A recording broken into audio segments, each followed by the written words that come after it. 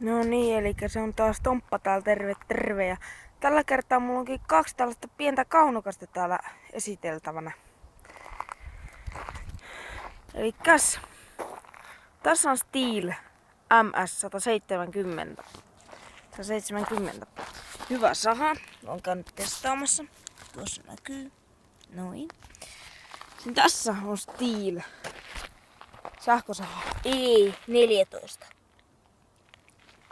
Hyviä koneita. Tuossa Stihl E14 tosin pitää terottaa terää, että se leikkaa paremmin, mutta katsotaanpa tätä. Elikkäs tässä on nyt tämän osan apaaja, kannen apaaja.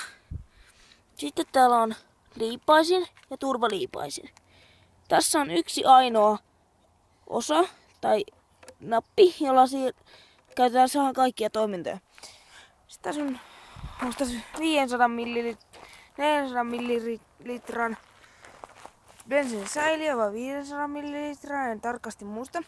Ja sitten tässä on tuommoinen ketjusuoja. Näin. Tuossa lukee. Elikkäs se on 3005 kierrosta minuutissa. Ja laipan pituus on 30. Elikkä 12.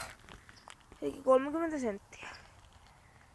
Ja sitten tässä on nyt semmonen juttu, että mä aion käynnistää tän sahan. Ketjujarru päälle, sahan kytkin alas ja sitten tästä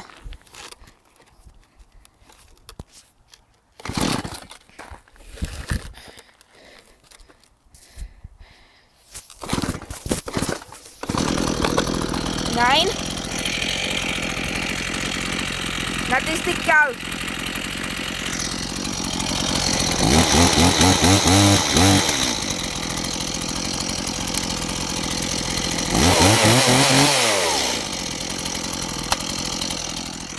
Semmoinen kaunokone. Nyt tätä sähkösahaa mä en voi käynnistää, koska mulla ei ole tässä sähköjohtoa lähellä. Elikkä se on sitten vaan ensi kertaa. Morjens.